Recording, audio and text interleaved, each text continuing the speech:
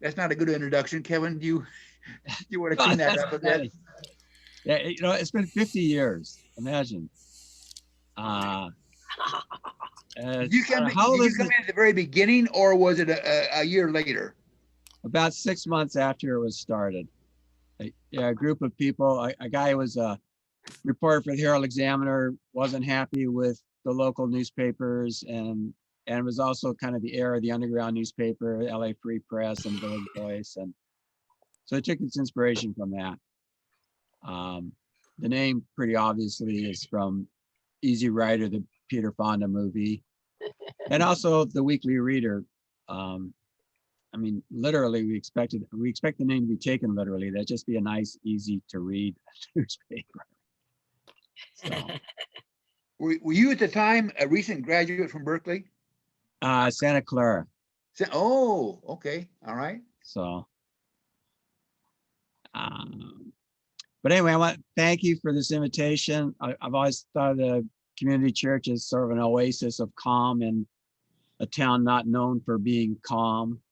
Um, and the newspaper sort of tries to serve something in the same function. I will say, I've seen plays. I saw Kismet at your church, and 2 years ago, I went to a memorial for our longtime cartoonist, Keith Robinson. And he did a cartoon in 1985 for our first anniversary issue that I used to sort of introduce the theme of an editorial I wrote on our 50th anniversary, which was last year. And so to make it easy on myself, I'm just gonna try to read this, but please feel free to interrupt with questions to break up my monotone delivery.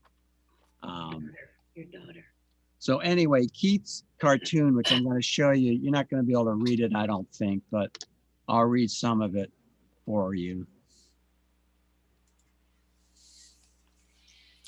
It's a takeoff on the old board game of Chutes and Ladders, and it's called Making It at the Beach. And I use it to illustrate how, despite all the talk of how much the cities have changed, the character, at least of Hermosa, Manhattan, and Redondo, is remained pretty much intact. And this cartoon, I think, illustrates that fact. The first square, which is a ladder to get you started, says, move out of parents' house, 2 points. And then the next ladder is park Porsche at Ponchos, realize valet was your student body president at Costa, 20 points. And then you land on a chute, which reads, buy a house in Riverside for 90,000, move back to the beach in 5 years. The chute lands in a pool of quicksand. You clearly aren't going to get back here.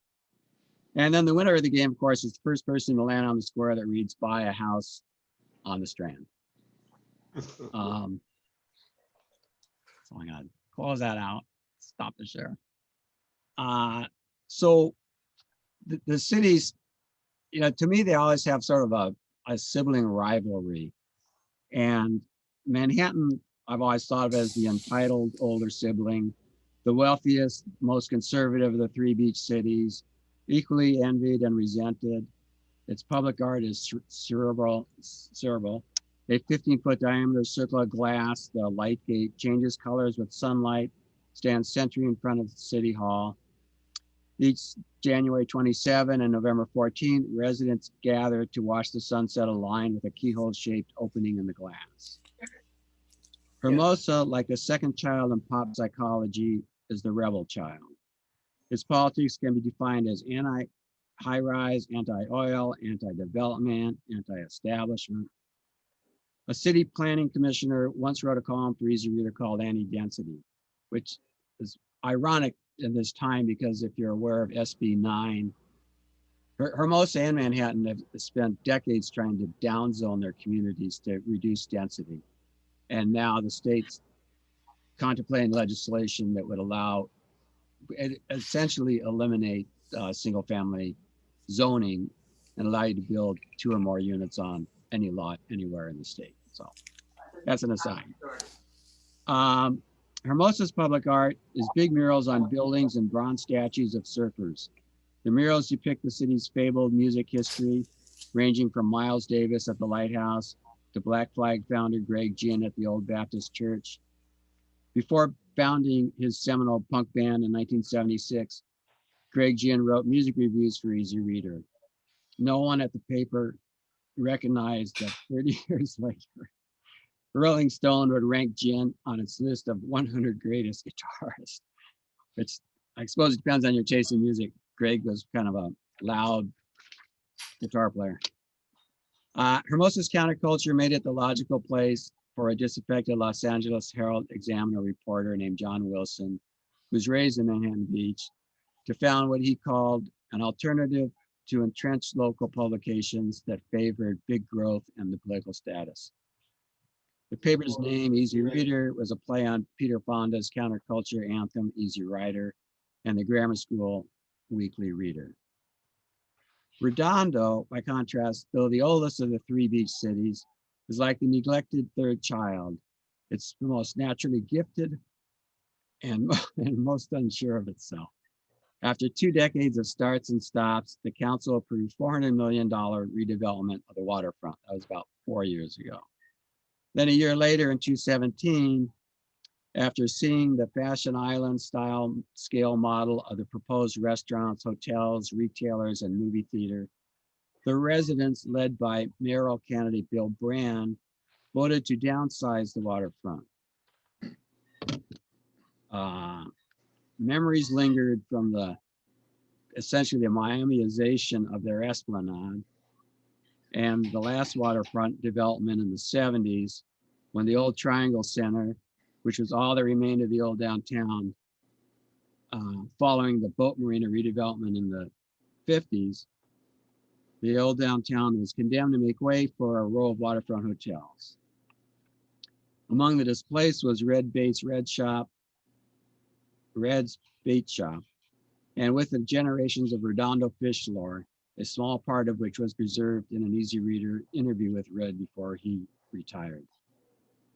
Redondo's signature public work is a 2 football field long endangered gray whale on the side of the waterfront AES power plant, which itself is another lingering indignity made more painful by Hermosa's preserved in time downtowns. The familiar character of the 3 sibling cities, which has endured gentrification and ultrification, propelled by skyrocketing home values, is now being tested by the pandemic. The last challenge of this magnitude was the Vietnam War. Republican Manhattan Beach largely supported the war. A front page Easy Reader story from the early 70s about a Maricosa graduation was accompanied by a photo of students. So it's kind of a little odd going back to all this history. Students with peace symbols on their mortar boards. The principal refused to hand the students their diplomas. The principal, he was the vice chair of the Selection Service Board. Hermosa's residents largely opposed the war. In 1973, in response to Nixon's Christmas bombing of Hanoi, Jim Rosenberger asked the council to adopt Hanoi as its sister city. The council declined, but 3 months later, they appointed Rosenberger to the Planning Commission, prompting the other 4 commissioners to resign. Ron Kovic was a Hermosa resident when his Vietnam memoir, Born on the 4th of July, was published. Shortly after its publication, another Vietnam vet brought Easy Reader a flawlessly edited story he said he wrote in a writing class. We printed it, and the following day, readers informed us it was a chapter from Born on the 4th of July. Kovic, rather than taking offense, said he was honored that a fellow vet would embrace Born on the 4th of July as his own story. Redondo's response to Vietnam was to send Redondo Union High School Marine Corps Junior Reserve Officer Training Corps to fight, as well as other sons and daughters in disproportionate numbers. Question, can you all hear? Is the audio high enough? Very good. It's Yeah. fine. You can all hear well, right? I'm finding it a little difficult, Jim. If it can be turned up, that'd be great. I will try that. I think I might know how to do that. Does that do anything? Maybe. We'll see as you start to talk. All right, I'll try to talk louder too. So long after ROTC was chased off most high school campuses and colleges, Redondo High's ROTC continues to this day to present colors at important civic events. The sibling city's response to the pandemic has similarly been reflective of their ingrained character. Manhattan responded by invoking its exceptionalism. The thing is, we're not LA City and all those other cities. We're meeting the criteria. We're ready to go forward with safely reopening our businesses. And the issue is we don't want to be held back by the rest of LA County.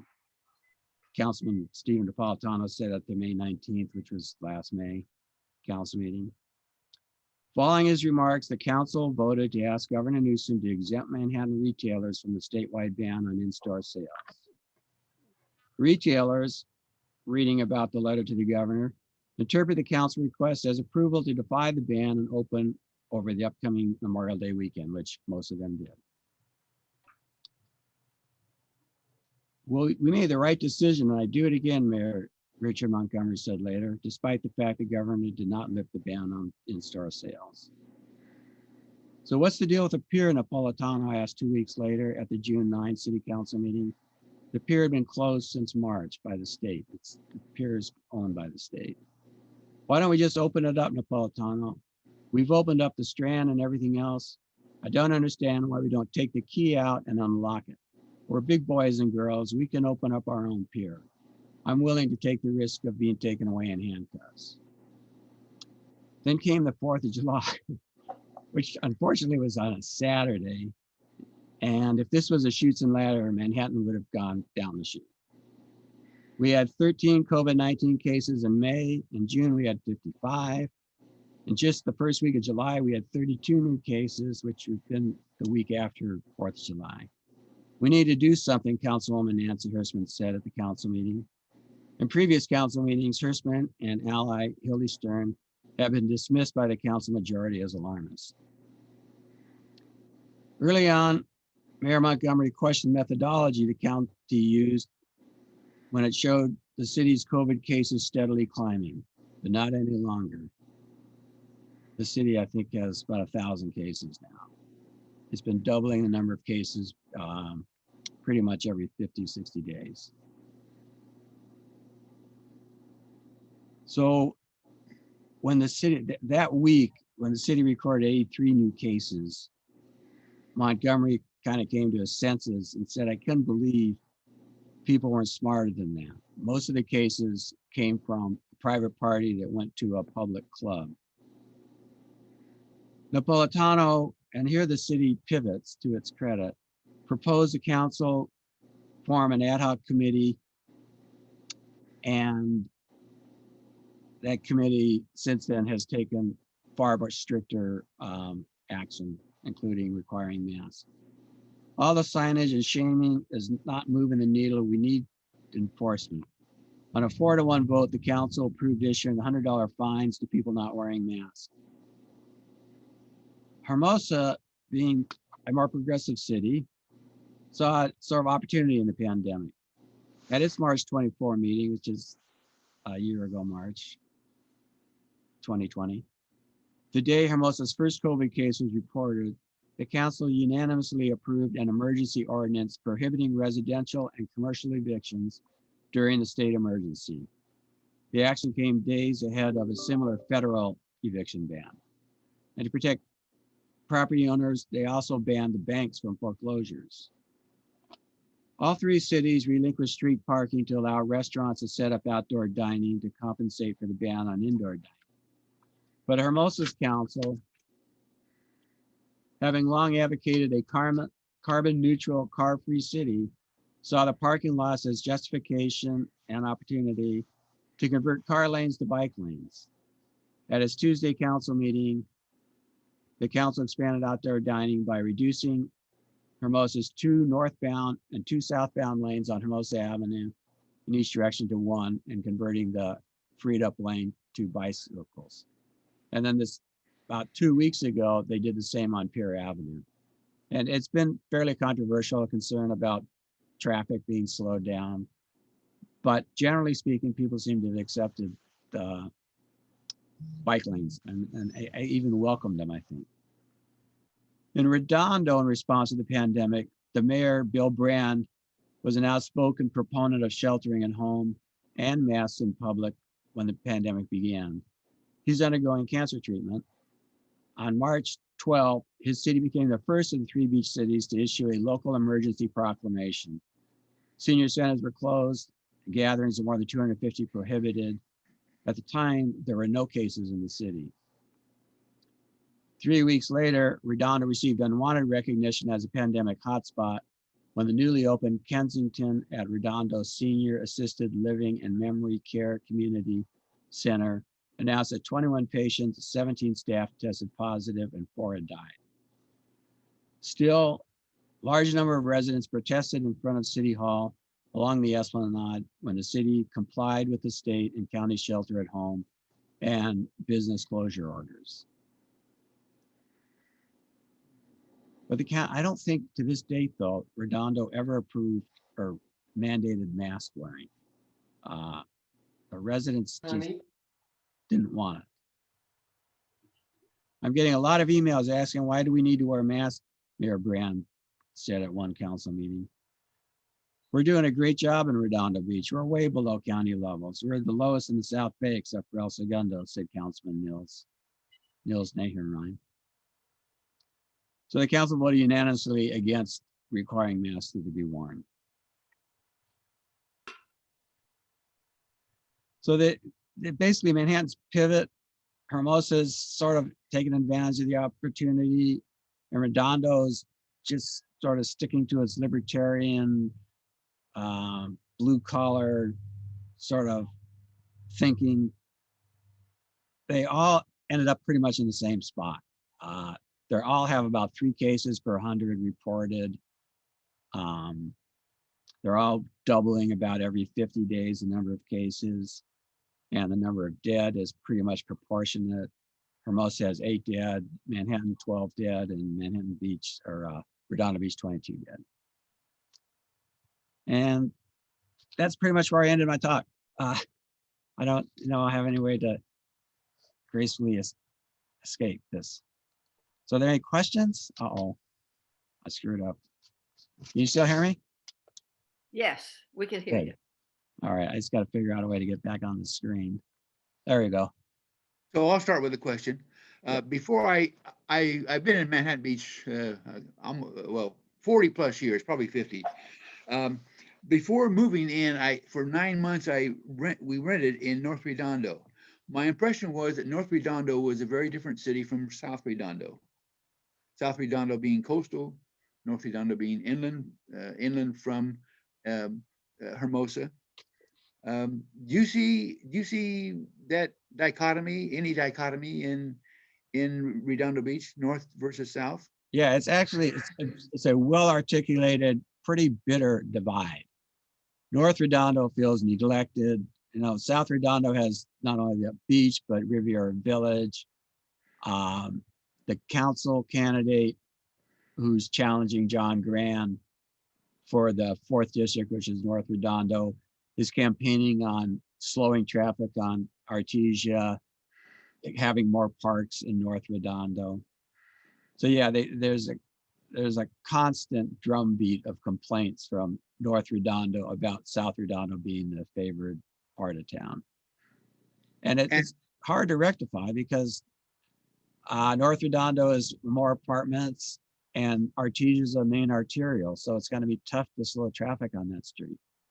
Yeah, if I could chime in, having lived in Redondo Beach since '85 at least, my impression was that the city basically consigned the northern portion of the city for high density development. Right. And to this day, the North Redondo is still being rebuilt. So lot by lot, where there may once have been a beach style, single story, small house. Those are being torn down and replaced by 2 and 3 or multiple units on a lot. So the density in the northern part of the city, my impression is much higher than it is in the southern. Of course, there are pockets along the coast that have high density, multi-story apartment buildings and condominium buildings, but nevertheless, generally there's, difficulty parking now. I would imagine more crime due to the density of the population. Just to add to that, May I- this will be quick, Hilda. So, the Redondo City Council election is by district, Correct. 5 districts. So they're going to Four. represent. Oh, I'm 4 saying and again? 4 districts and a mayor. No, we have 5. I live in District 5. Oh, 4 okay. and- Excuse me. 4 I'm and for- 5 comprise North Redondo. Right. Whereas Manhattan Beach is, the election is at large. So the coastline can dominate if they choose to, at the council. Hermosa, I think, is at large, but Kevin, you would know for sure. Yes. obviously. It is at large. Well, I was gonna chime in with Frank that's saying that, one single family lot is, but now building 3, 2, 3. I thought they changed the zoning to no more 3s or multiples other than 2s where where I live. That could be, it's, Because the sewage was overwhelmed, the sewage system. yeah. Well, if you look at the zoning map, it's all at least R2 Yeah. zoned. Mhm. So things Better are, than 3 and 4, Well, but it's still very different from South Redondo, and you also have the impact on the schools and everything else, which would Correct. be a lot more population to deal with. And actually, Lincoln for years was K through 8.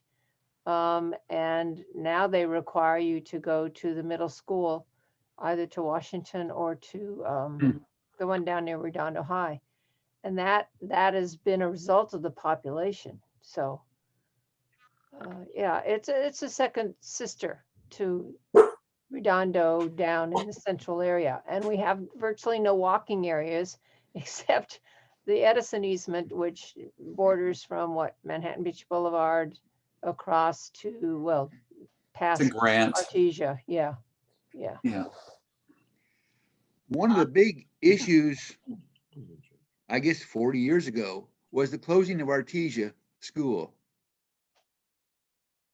You mean That's the one no on longer an Inglewood issue. Avenue? What's that? The one on Inglewood Avenue? I'm sorry, aviation, I said Aviation Artesia, not High. Aviation High. Sorry. Well, that was a dispute between the 2 cities, Manhattan and Redondo, because it used to be the South Bay Union High School District. And all the communities participated in supporting and in populating all 3 high schools. And then they decided Manhattan wanted to have its own and dictate what its curriculum would be. And they have done a fabulous job, but it hasn't helped a lot of the sister cities much, except the Hermosa people who can still opt to go to Miracosta. Yeah. If I'm not mistaken. I'll pop in with a question. You were talking about, Kevin, did you say it was Senate Bill number 9 that would, I thought that there was a bill that had actually passed the California legislature that allowed homes to build some sort of mother-in-law units to make multi-generational homes on a property. Do you know about that? And is this the same thing you're referring to? That was an earlier bill, I think, and it allows for the construction of accessory dwelling units, Yeah. which essentially on any lot, regardless, there's a minimum size, but I think in Hermosa, I think it's 4,000 square feet. You can add a second unit, whether it's a single family zoned or a multiple zone. You don't have to provide parking, and the minimum square footage is small. Everything might be 900 square feet. So The that's another, Minimum square footage? You mean, so the place has to be at least as large as 900 square feet? there's a minimum square footage. I'm not sure what it is, but it's not much. My brother, by coincidence, lives in Torrance, and he converted a garage. So he had a typical small old school garage. Yeah. And sort of an interesting note, he went to Torrance and got approval pretty quickly. But he told me that if you go to Manhattan and you try to get an ACU approved, it's not so quick.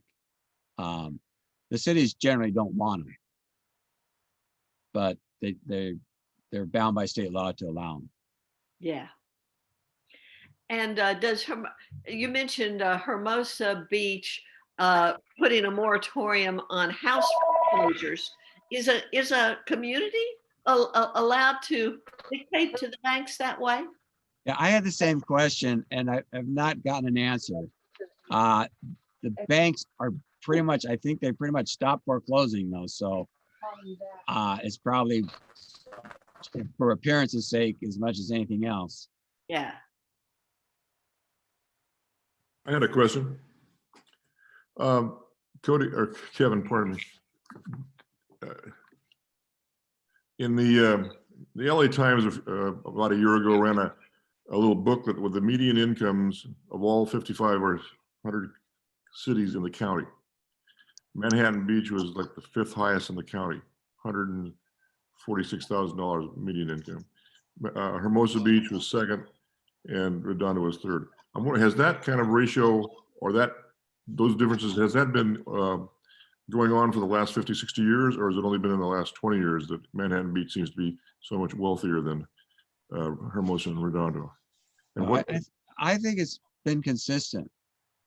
I had a landlord whose name was, we call him Dr. Shoemaker, but I think he had a doctor in economics or something like that.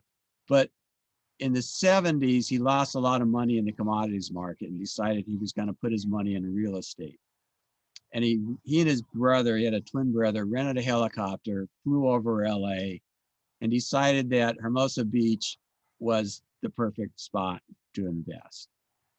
And he did. He ended up owning 10 or 12 strand homes and quite a few multiple unit buildings.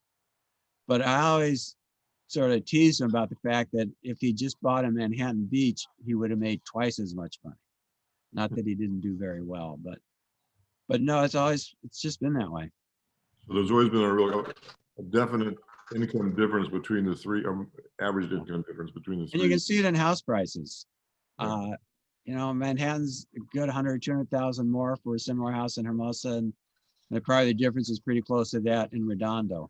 I think the real estate home prices the gap has narrowed between Hermosa and Manhattan, but the gap's still there.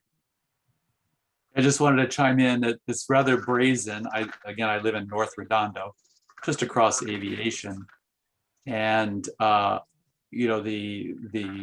don't know, it was probably 3 or 4 years ago that I noticed in new construction, the first $1 million plus listing. It's so brazen. We really have no identity. We're now Manhattan Beach adjacent from a real estate perspective. So you too can enjoy the Manhattan Beach lifestyle, even though you don't live in Manhattan Beach, just by purchasing in North Redondo. So at any rate.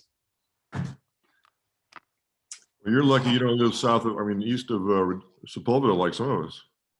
Well, actually, you do, don't you? That's right, Frank. Yeah.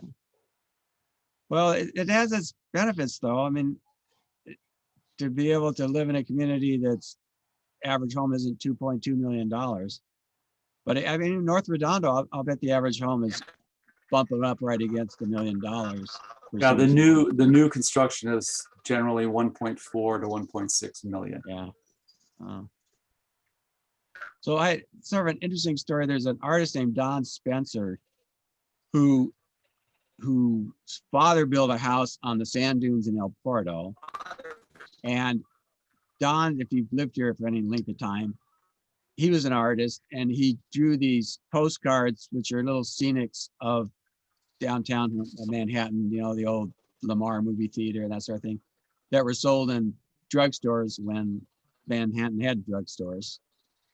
And he's still alive and he's still drawing. And I interviewed him a couple of years ago, and I said, so what do you think about the influx of all these wealthy people? And he said, Kevin, every morning I go down to Starbucks and I meet the most interesting people, the most fun people to talk to. And I thought it was such a sort of refreshing perspective, you know, that this guy who at the time was probably 85, and he didn't see anything wrong with smart, rich people moving into the town that was once sand dunes. He was happy for it. It's a logical evolution. The value of his property kept going up too. I'm sure that was part of it. Yeah, but he didn't care. I mean, he was never going to sell. It didn't matter. Have you seen the demographics change? We lived in Santa Barbara for a while, and it was described as for newlyweds and nearly deads. But with this coronavirus, I've seen so many more young families walking around with their kids. It's a wonderful feeling. But are the young families with children, is it changing or what? There is, in the 70s, there was a well-known educator, scholar from USC. I think his name was Scholes. And Hermosa had 6 schools and a student population of about 600. And the school district really, we cannot, you know, support 6 schools with 600 students. And so we should close schools. And they commissioned this guy to do a study, and he came back to him and said, property values are so high here, you will never have young families with children. Close the schools. So they closed all but 2 of the schools. And now they have 1,500. The schools are popping at the seam. They're having to reopen. So the demographics didn't prevent young people with children from moving in. It didn't turn into be Santa Barbara, and which is totally defied the expectations of the experts. But that's what I was happened. on that committee that helped, that heard the first report about closing the schools. And yes, on the block between Prospect and Harper now, there are, I think, 40-some children on one block. Yeah. Well, it makes sense. I mean, it's a great place to raise kids. And when you think about it, if you have a lot of money and you're based in LA, you know, where would you prefer to live? To me, the amazing thing, my dad went to SC and lived downtown and would come to Hermosa. And when I moved here, he said, you know, it always amazed me, this place isn't more expensive, isn't more popular.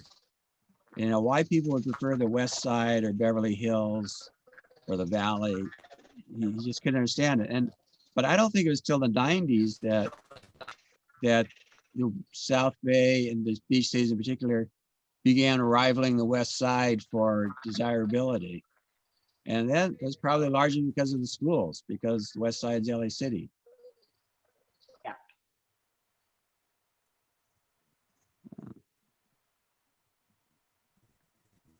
At some point in time, and I know it's off topic, so save it to the end, I would love to get your perspective on the newspaper industry and the future of the newspaper industry. Yeah, I could talk about that for quite a while. I know it's off topic, so save it for the Yeah. end. Things get. No, but it affects, for example, what we're doing now. I interviewed Hermosa's new chamber manager yesterday. Really, chambers have traditionally not been very progressive. And this woman is really bright, bubbly, smart. She designed our website. We have a new website. And you know, I'm asking her what she's going to do, you know, what the chamber can do to promote businesses. And she talked social media this and social media that, and promotions of this sort and that sort. And the word print never crossed her lips. So newspapers, yeah, I think the fundamental problem is the sort of the fracturing of media sources. I mean, when you had 3 broadcast channels and 1 or 2 daily newspapers and then 1 community newspaper, there was a common source of education within the community. Now there's just too many choices. And I understand there's too many choices. Now there's this vast number of choices. And the financial impact has been that the advertising money that supported those 3 broadcast stations and those 2 big dailies and the little weeklies is gone. So the economic model is just destroyed.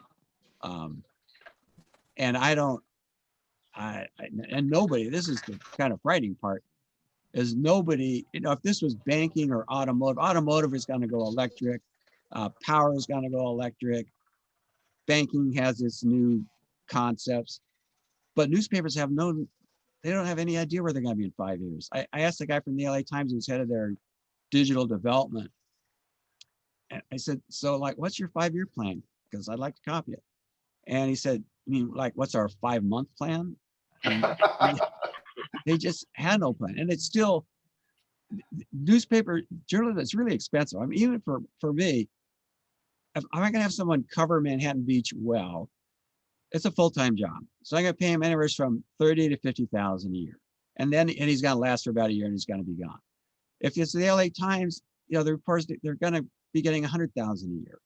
They're writing 1 or 2 stories a week. So you're talking about $1,000 a story.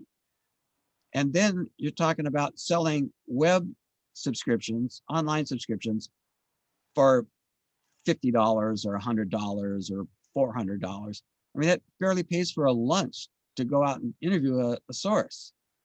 So you can't get the revenue from these online subscriptions that are necessary to support a newspaper. And besides that, people won't pay for it. I mean, they just, I mean, right now, if we put up a paywall, I know what people would do. They go to our site, they go through their 5 stories a month. And then when they hit the 6th story and I said, you got to pay, they go to the Beach Porter, or they go to the Facebook, or they go to Nextdoor, or they go somewhere else. So the newspapers sort of lost their position of authority just by virtue of vast competition, and they've lost their source of revenue. And the problem you're going to have is, I had, like a guy who was a Berkeley graduate and a USC law degree for 5 years as a reporter here. He could write really well-informed stories, as can my other reporters. Nextdoor, not so much. Facebook, not so much. And there's a council election coming up in Redondo. There's like 12 candidates, 7 school board candidates, 3 mayoral candidates, 2 city attorney candidates, and the 3 districts each having 2 or 3 candidates. How is a voter possibly supposed to know who those candidates are if there's not a local paper? Now, we'll print an issue next week. They'll have profiles on all, I think there's like 18 candidates. But it's a lot of work and it's expensive. It's going to cost me $10,000 to print that issue. And there's no way I'm going to sell $10,000 in revenue.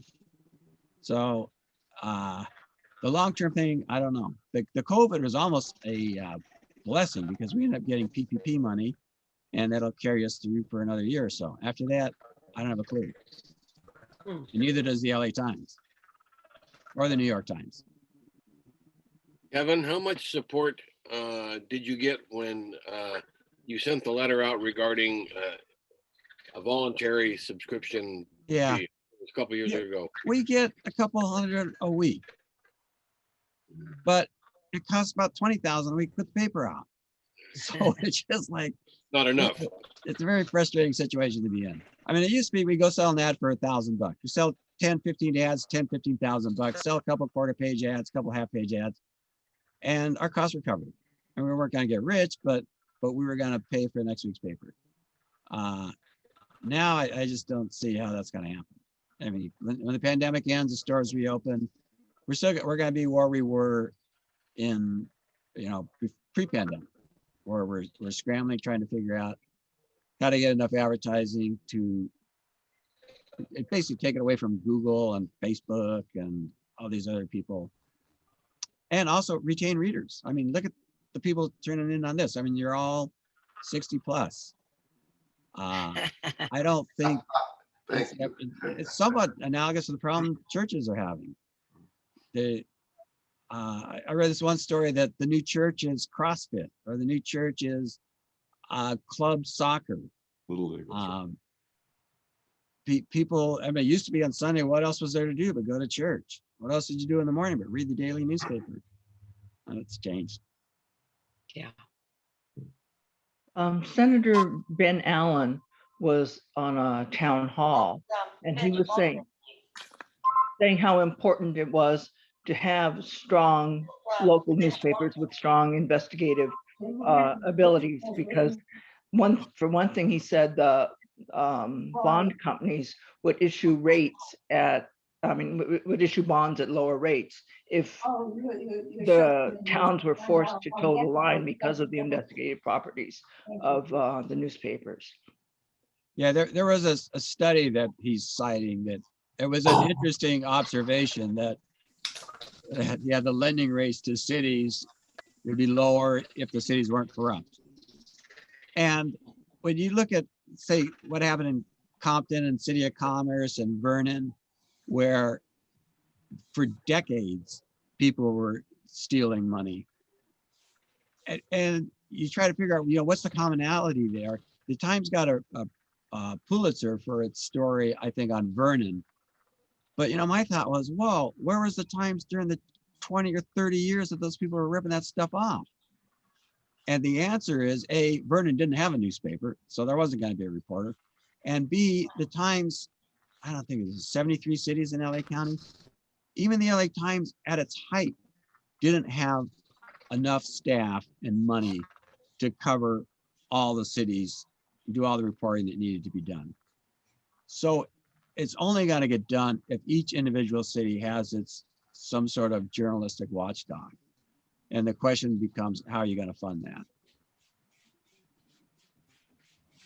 In Manhattan, there's stuff that pops up in Manhattan all the time. That their attitude toward masks. There may not have been any mask if there hadn't been publicity on the number of deaths and attitude that the city council has taken and putting that attitude in front of the public.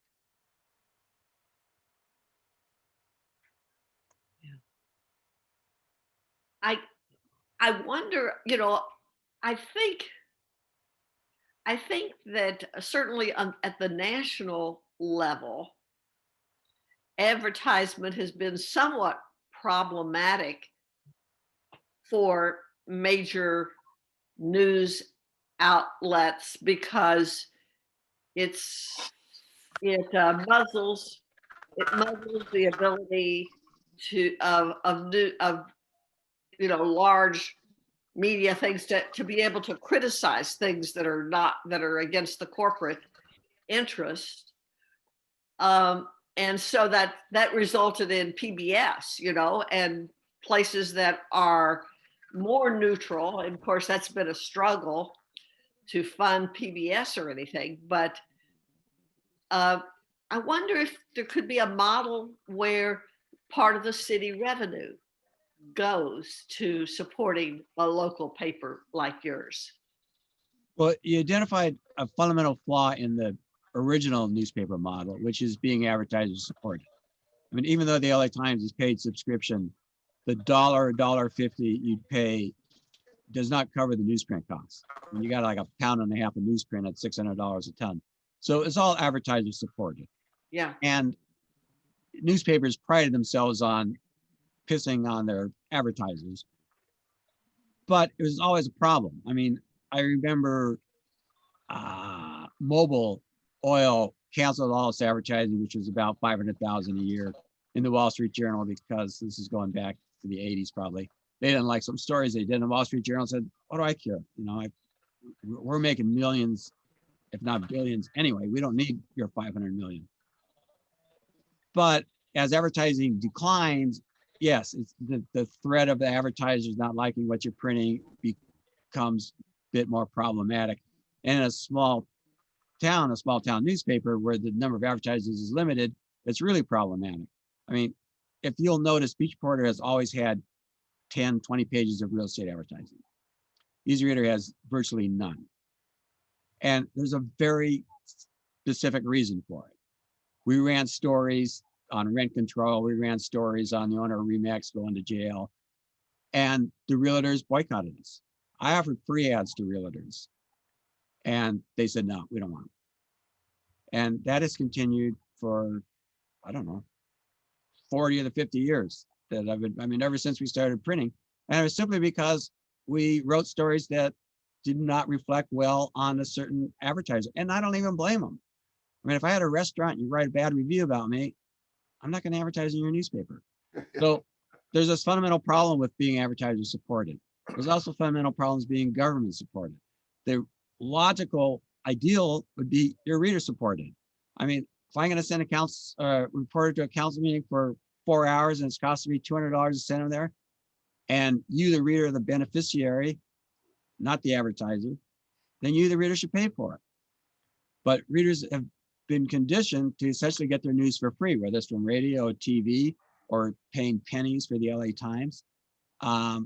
So getting them to transition to paying for a newspaper at a time when they're not reading newspapers anyway is proving to be very difficult. Mhm.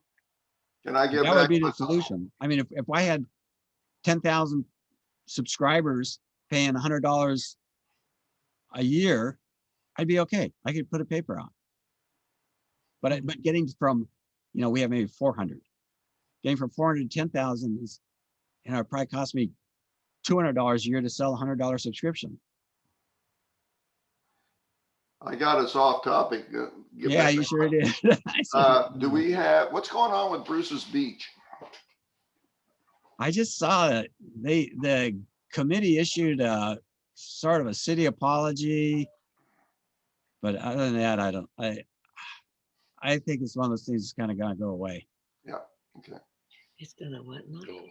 It's gonna. This is, I'd like to see another story, another ADG on the history of newspapers, going back to Gutenberg and Benjamin Franklin. And, I'm reading about Luther right now, and they would, after the Leipzig debates, one of the publishers says, I'm going to publish, he printed 10,000 stories. He took a gamble, printed 10,000 volumes and sold them all in a couple of weeks. So people were always taking risks, but it's kind of what's going to happen, with the internet and stuff. What's the next model? I mean, it's always been a problem. The penny papers in the 1800s, they were all political organs. And it wasn't until the papers started making money in the early 1900s that they started to free themselves from political parties. She wants to get out. So there's never been a time the newspapers have been pure. And probably, the golden era is from the 20s through the late 90s, when they made enough money on their own to do work that was as meritorious as it was. I mean, if you look at Otis Chandler and the Graham family and the family that owned the New York Times, newspapers were like a sport to them. They just wanted to have the very best newspaper out of pride. The same way Otis Chandler wanted to win polo matches. And he could afford to do it. But, now Bezos owns the Washington Post and he can afford to do it too. But that's not a good model because there's not that many billionaires. No, there's not one in every town. Santa Barbara had the Santa Barbara News Press, and I forget the guy's name, but he ran that city. He was in charge of it. It's always been my position that we shouldn't run the city. We don't print editorials. I don't think I should be printing profiles of these 17 Redondo Beach city candidates. And then the week before the election, essentially telling the reader, disregard what we wrote, just vote for these people because Kevin Cody thinks these are the best candidates. I always thought that was a misuse of power and opportunity by newspapers to do that. And newspapers have pretty much stopped doing it. Interestingly enough, on lower level offices, but still they feel emboldened to tell you who to vote for president and governor. And Evan, who do you, how would you compare yourself to the Beach Reporter today, in today's? Well, I sort of, like when we go to an advertiser or to a reader and I try to draw the comparison, it's kind of like trying to tell someone the difference between a Ford and a Chevy. Ford may be a way better car or Chevy may be a way better car, but they appear to be the same. We cover the same stories, we have the same distribution, we have roughly the same circulation. we do, we actually kind of, we struggle between doing what I would call New Yorker stories, which are 2,000 to 4,000 word in-depth stories, and just your typical little news story about what store is opening and what council did last night.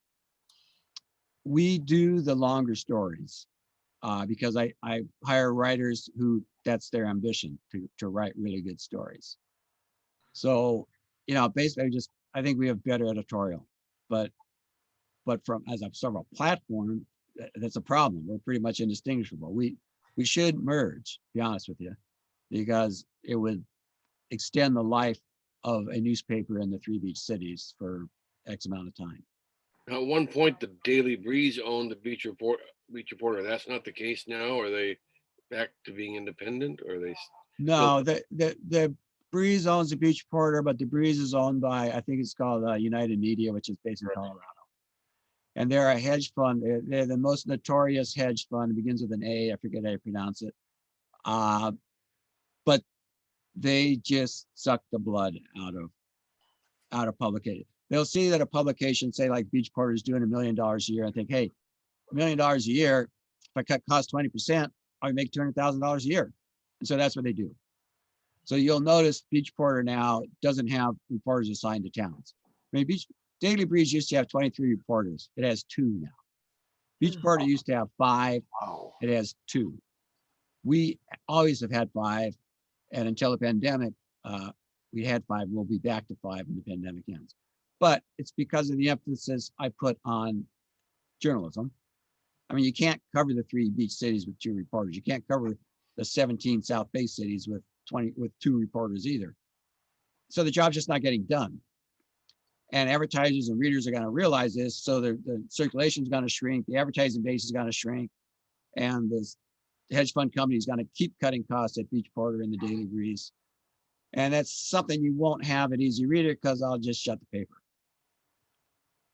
You know, I mean, I'm not going to pretend to be a newspaper. What's going on with the homeless situation in our 3 different cities? Yeah, Manhattan or Redondo did something I thought would not ever happen. Yeah. They proposed about 6 months ago to establish this, what they're calling a pallet homes. And they're called pallet homes because they're little kind of quickly assembled houses that can be stacked on pallets. And the plan was to build 15 of them. And then the question was where to put them. And so one site was going to be the Moonstone Park in the harbor, and the harbor people objected to it. And then, as referencing to our earlier discussion, it ended up in North Redondo in Kingsdale. And the compromise was that North Redondo only agreed to accept it if South Redondo was going to pick up its share of the burden. And after 6 months, all the pallets get moved to South Redondo. Oh. Now, when the plan was cast, I would have bet that those homes would never get built on Kingsdale. And they did. They opened like January 1. And I would still bet they'll never get built in South Redondo. The latest location was going to be Seaside Lagoon, which, you know, some days going to want to reopen as a Seaside Lagoon. And it'll be a fight because people in South Redondo, they'll just resist it to the nail. But Redondo's the one city that's actually done something tangible, and people moved in and they're nice, decent homes, and it's a place someone can get their act together and hopefully get back on their feet. Yeah. And we went by to see it right after it opened. Actually, we didn't even know it had just opened. People were moving in, and they had all sorts of people there orienting everyone, and they have resource people to help them with various things. It's a temporary thing. I don't know how long they can stay, but they are trying to launch them into more permanent situations. So Where is it? where is it? It's, 180 you know, Second- where there used to be a place called Home. It was owned by Home Depot. What? It's up. It was right kind of. It's kind of southwest of Macy's in or May Company. You know, in the South Bay Center. Yeah. The Galleria. It's kind of southwest by the cemetery, east of the cemetery. Right. Yeah. It's south of Target. there. Talking Yeah, about it- Family some of the- Promise, I missed. Family Promise, is that what you're talking about? No, the Harbor interim Interfaith. housing that was Pallet established housing. by City of Redondo Beach, It's kind of Harbor Inter- behind Homeless. Target. I'm on getting multiple 182nd. voices and no name, so identity. Pallet houses, the pallet houses in Redondo, the pallet houses. Okay, okay. That's Harbor Interfaith. I think that's got the contract to help. Right. So it's 8 by 8. It has 2 beds, an air conditioner and a heater and an outlet. And then there's a universal restroom facility with some showers. And they were meant to be 2 per unit, Yeah. but because of the pandemic, they get their own units. So Right. it's probably a blessing. Yeah. Kevin, do you all do much investigative reporting anymore? You know, that term I've never really liked, because essentially when you do a story, you research it as best you can, and then you report it. Some stories, you go to city council meeting, they announce they're gonna change trash pickup. There's not much to research. They announce they're gonna do a trash contract. There may be more to research. So yes, we do quite a bit. And a story that I'm sitting on, which I'll tell you about, but don't say anything about it. But there's a health club, a large health club, that issued all of its members letters certifying them to be healthcare providers. Oh, wow. And what I'm told, and I haven't researched it because I just found out about it late Friday night and everything's been closed since then, is that they've been basically jumping the line in the vaccines, which is a huge scandal. And I have copies of the letters. So, and the letters look authentic. I mean, someone could have forged them, but I'm pretty sure they're authentic. I'm pretty sure this health club doesn't employ doctors and nurses or frontline providers. So it looks a little fishy, but it's also the kind of story you jump into and then you end up with egg on your face, because the letter cites a governor's order dated January 2nd that identifies who, and the category they're coming under is medical/public health, I think. And there's 22 job descriptions in there, and they range from doctors, nurses, janitorial services that deal with COVID material, the things that are pretty logical. The 22nd job definition says something like trainers who work, physical trainers is basically what it says. Mm. And a literal reading of it would qualify your spin class instructor. I don't think that's what the governor meant. Wow. I'll try to find out on Monday. But in terms, yeah, I mean, that's the sort of investigative stuff. People will call us up and leak a story, which is how this happened. And then we'll just follow it to its logical end. I mean, it could be a 400-word story that says gym instructors are qualified the same as doctors and nurses. And that's the law. And there's really, not much more to it. But Sure. presumably that story will enrage people and some action will be taken. And if we weren't here, the person who had that story, had those letters, would have had no one to take it to. I mean, who would they have taken it to? The police department? I mean, it's like, so. And that's how all the stories we get. I mean, we don't invent them. Someone calls up and says, this doesn't look right. Can you guys look into it? Thank you for being there.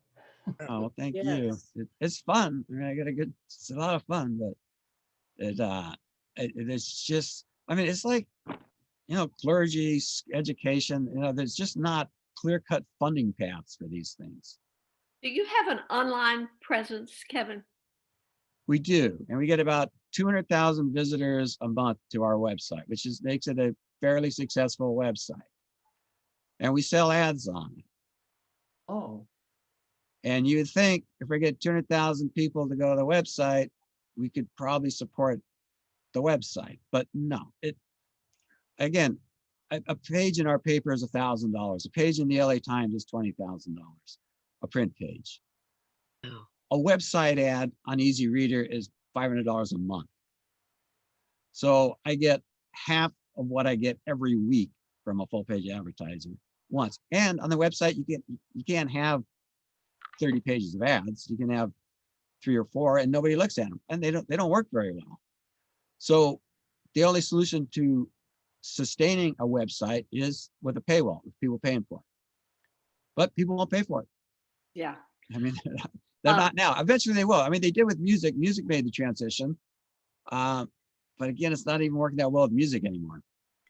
I hope I'm not talking too much. Somebody shut me up if you want to say something, because I've had more than my share. But I will just say that I discovered a new website yesterday. I was actually looking at an item on Craigslist here at Redondo Beach, thinking about buying it, needed transport. The guy selling it said, "Have you heard of TaskRabbit?" It's sort of like the food delivery, except you go on the website and you see if you need a mover or with a van, whatever you need, TaskRabbit. So I went on that this morning, and it's the first time just discovered it. It seems to me like the problem for that may be that it's a pretty broad brush, and someone from out in the valley is not going to want to come move my little item from Redondo Beach to Manhattan Beach.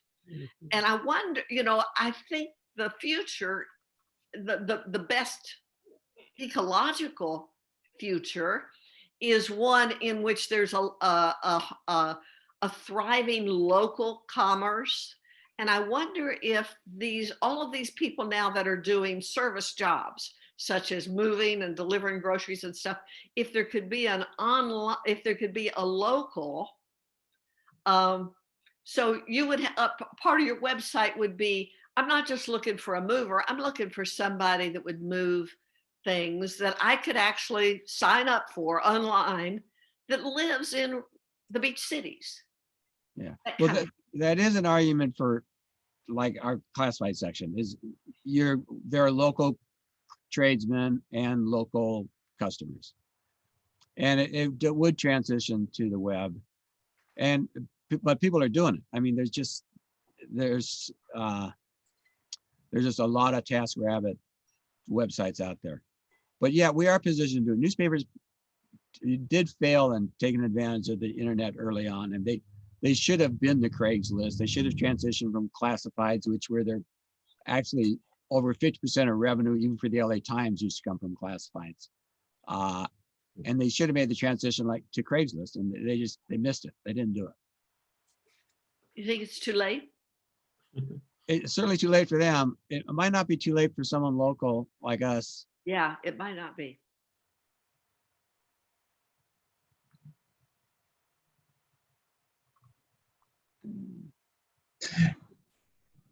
Yeah, the thing is that I've seen sending flowers to a relative, and I wanted to get a florist in that neighborhood. Like I couldn't remember the name of the florist, so I try to search for that, and I get these national or international things that say, yes, we provide service there, and the closest one is 30 miles away, but they provide service there.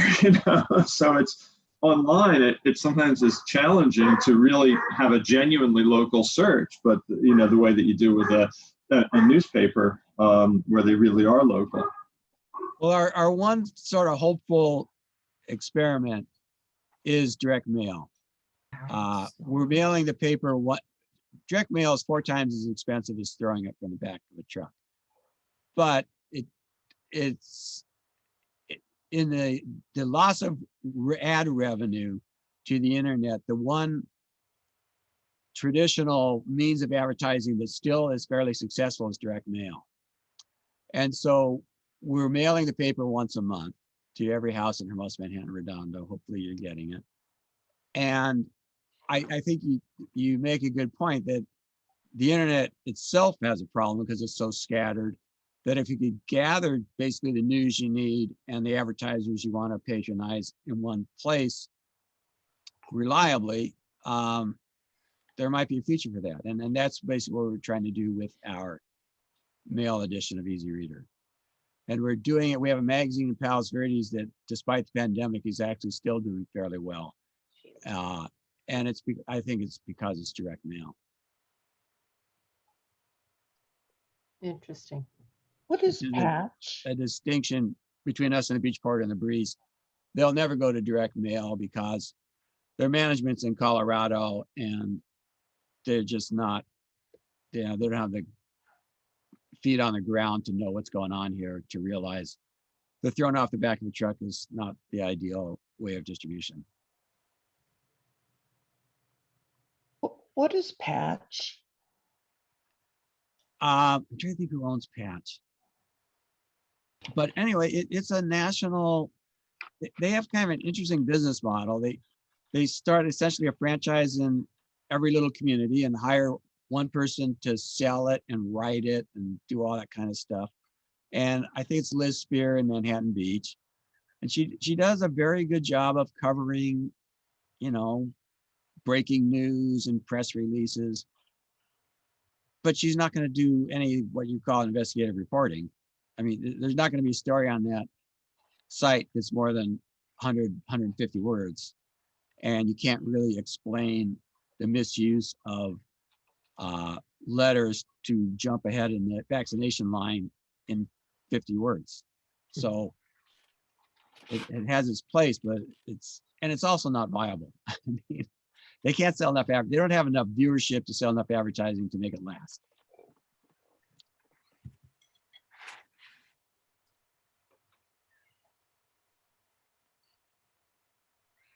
Right. Are we on mute? Time to get ready for church? Or no? Yeah. Well, I certainly appreciate the opportunity to talk to you. It was very enjoyable. Thank you for coming. Hope you read the paper and hope to see more plays when you guys can start. Are you rehearsing or doing anything, or is it just? No, actually, we called off the performance that was set for this fall or Yeah. last fall. That wasn't too bad. Because we had to shut down rehearsals and we were only like a month and a half away from Yeah. performance time. But our head of the theater program is actually talking in terms of at least producing maybe some smaller vignettes of things he's written or other people have written in a smaller context. So it wouldn't be a huge performance with all the liabilities associated with that. So. Well, let us know. We'll do a story. Great to see you, Okay. Kevin. All right. Well, thank you very much. Thank you, Kevin. Yes, it is. Thank you. I love the Kevin. surf videos that were posted from the beginning of the year. Yeah, that was a good year. Waves. There were a lot of good surf this year. Thank you very much. Before everybody leaves, let me just encourage you all to attend the annual meeting. Today at 11:15. The reason why we're pushing it is because if we don't have at least 50 people attend, we can't call it an annual meeting. We'll have to do it again. So You need a forum, yeah. we need a quorum. So I need your warm body, and 2 people in a household count. So Yeah. let's show up at least for the start of the presentation. I put the link in the chat window. If you want to just click on that at the right time, or copy it down for later, or it's on the church web site as well, right there underneath the little blue bar. But don't just come for the beginning because we have a couple things to vote on and it's going to be important that we hear everybody's voice. Absolutely. Yeah, and that's when we need the voting. It's when we Yeah. need the 50 people. Yep. Thank you. Okay. Bye, y'all. See you Bye-bye. soon. Hi, guys. See you later. Later. Liked your questions, Pat. Uh-huh.